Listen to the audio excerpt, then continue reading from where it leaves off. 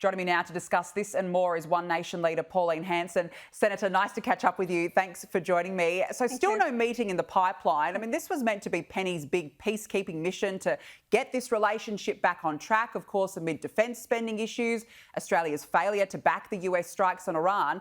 But is this not the job of the Prime Minister? Correct. It is the job of the Prime Minister, and he's been badly snubbed by President Trump, because if they had a good working relationship, well, then Trump would have picked up the phone to him and said, listen, mate, I can't make that right now, but we'll organise something else. And he hasn't had that relationship with Trump at all. You know, and it's quite obvious. You know, they call China a great power, yet I think she just has a sling at Trump and saying, oh, well, he hasn't got a place in the world, or he thinks America's a different place in the world than it used to be. Trump won't be there in 4 years' time. It'll be a different president, but we must have a clear and open, a good alliance with America. As I keep saying this all the time, we will need them to back up if we ever have problems in the world. Albanese hasn't, you know, she did come back empty-handed. You know, where's the August review of that? What's happened with that? What's happened with the tariffs? Also, other agreements that we've done, I just don't think that she's actually come back with anything whatsoever. And I see the way that you've said it. Totally agree with you, Danica. I think Albanese is pathetic as a leader, and I think Trump's seen right through him and hasn't got time for him. No, I completely agree. And, you know, they're coming out every day saying the meeting's rescheduled. Well, you know, how many times does it have to be rescheduled before something actually concrete? There's some sort of concrete plans. I completely understand what you're saying. Now, let's pivot to energy, because there's another fork in the road for the renewables-only fantasy. Offshore wind giant Bluefloat Energy is considering selling off its Victorian project, which would really be a spanner in the works for the green energy transition. But at the same time, the massive VNI West Transmission Line project, which will link Victoria and New South Wales's energy grids, has now been delayed by 2 years. I mean, Senator, these are not the first green projects to either be canned or delayed in recent months. Where is the foresight for keeping the lights on in this country? Well, it hasn't. It's been delayed. It was supposed to go ahead by 2028. Now they've delayed it for another 2 years to 2030, because they never had decent consultation with the farmers, landowners, where the transmission lines are going. Because of the delay, it means escalating costs that is going to happen with this as well. So now they're going to pay farmers or neighbouring farmers, you know, for putting in transmission lines, anything between 20,000, 40,000 plus that they're going to get paid for.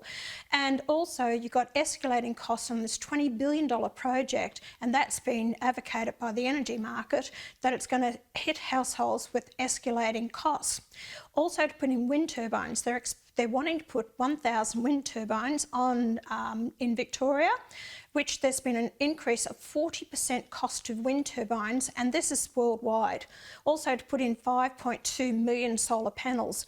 So you got the power station that's supposed to be closing down by 2028. The other one, which is Loy Yang, I should say, is to close down by 2035. Yet Victoria's on this trajectory of having 90% renewable energy by 2035.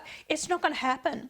And businesses are going under, industries and manufacturing going under, their normal household who can't pay their bills are going under and losing their homes because they want to keep pushing for this renewable energy, which is going to cost the taxpayers and ratepayers of Victoria huge amounts of money. Not only is Bluefloat going to consider not going ahead with their project, also the company that's looking at from Netherlands to put in the wind turbines off the shores in New South Wales. They're considering pulling out also.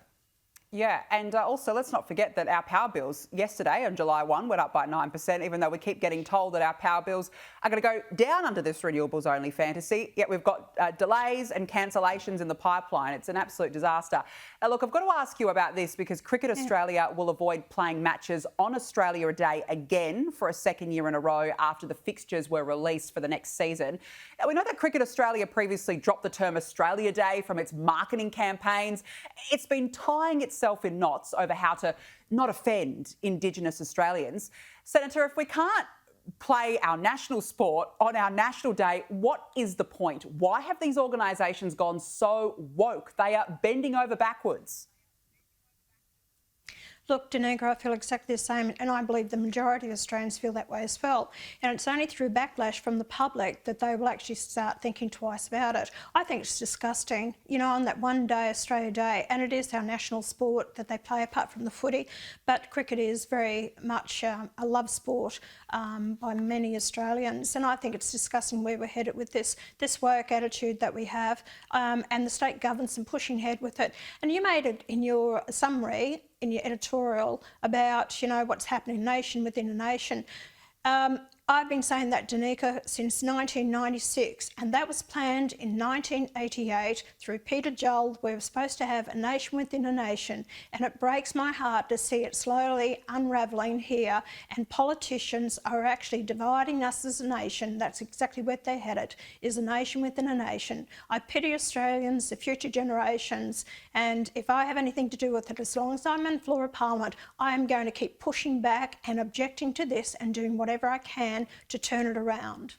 Good on you, Pauline Hanson. You've always kept up the good fight, and you're right, it's like a nation of tribes. It is a real disgrace as to what's going on, and you're right, it's been driven by woke governments like what we're seeing in Victoria. Pauline Hanson, nice to catch up as always. Thank you very much for joining me on the show this evening. Really appreciate it.